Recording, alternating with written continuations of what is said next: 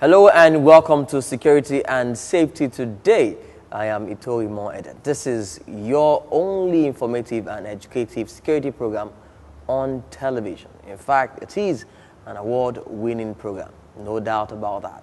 We want to thank all of you that have been sending us mails, phone calls, text messages, and of course, making inquiries on some of the topics and the guests on the show. Thank you so much. Keep them coming.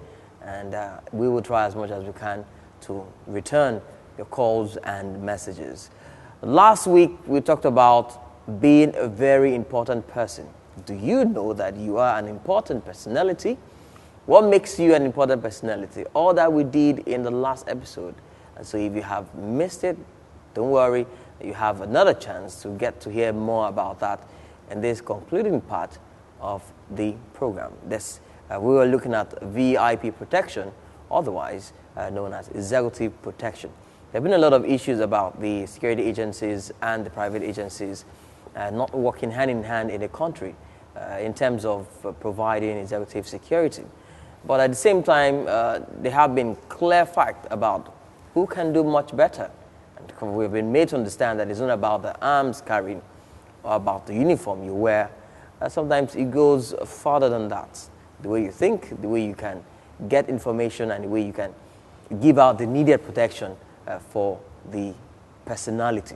So on the show today, we'll be concluding on that, and you'll get to hear everything, revealing information. Yes, you can only get that on this show, revealing information about VIP protection or executive protection. Those who know the job best are here in the studio. They were here last week.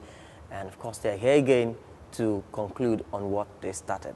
And they talked a whole lot about it, and very revealing. I learned so much from it. I'm sure you did also from some of the text messages we had immediately that show was aired. Now, get to meet my guest. He's a security consultant, and I need to really get a lot from him before I let him go. He's Ezekiel of Yoho. Thank you so much, sir, for coming on the show. Thank you so much. And I'm so happy that I got that surname very right this time around. Yes. And of course, he's being joined by the CEO of Security Plus Limited, Igodalo Sazwa. Thank you so much, sir, for your time. It's a pleasure. Well, in the last episode, sir, we talked about a lot of things. We talked about government agency and the private agencies, the effect of misuse of human resources. Can you just give us a recap for those who actually didn't watch the first part of it? The last time we were talking about how those who ought to protect VIPs misuse the opportunity by harassing innocent citizens who ordinarily they should protect. And other kinds of misuse of power, blowing siren, disturbing traffic, and so on and so forth. And then we also talked about the fact that those who protect VIPs think that it is only when they carry guns and stay very close to the principal that the principal is protected.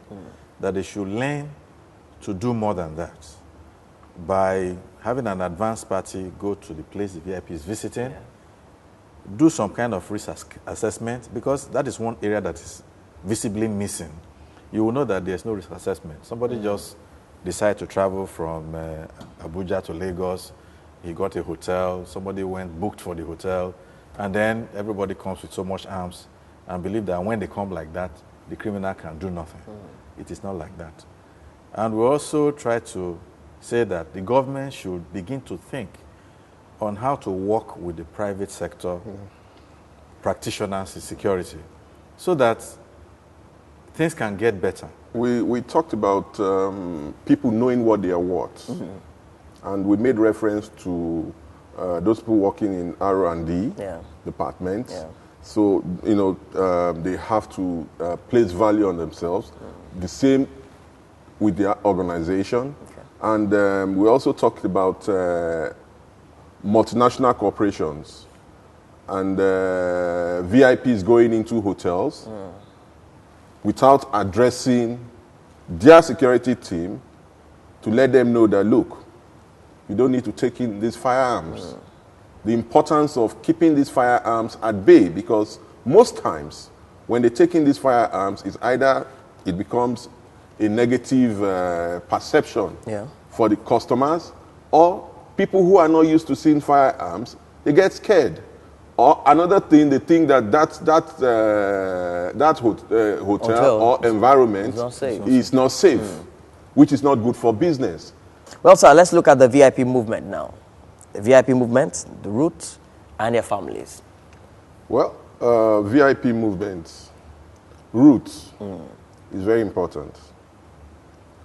For instance, a VIP has a function in a busy place like Idumota.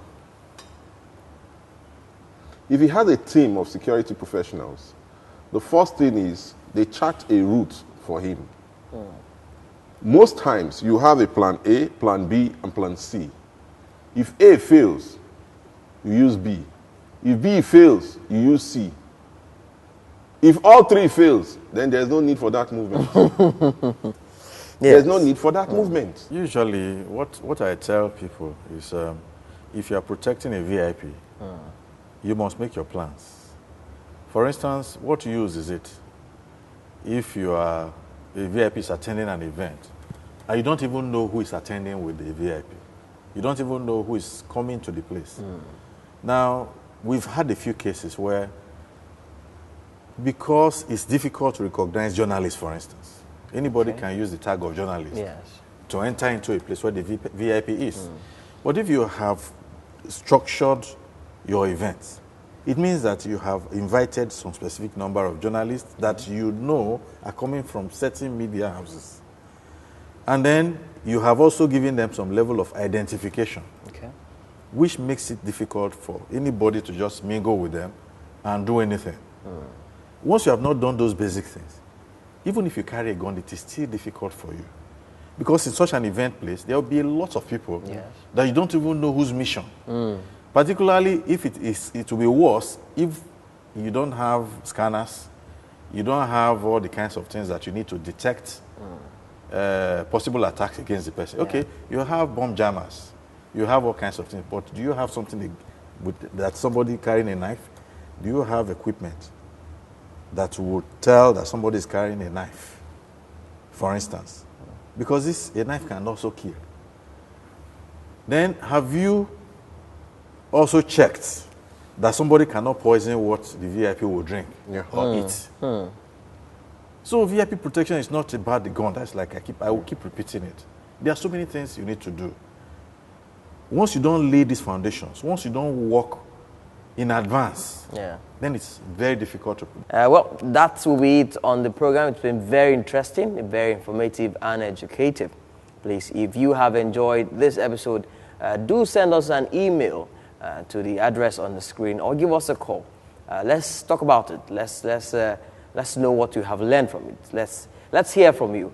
And of course, we will open our phone lines for your calls.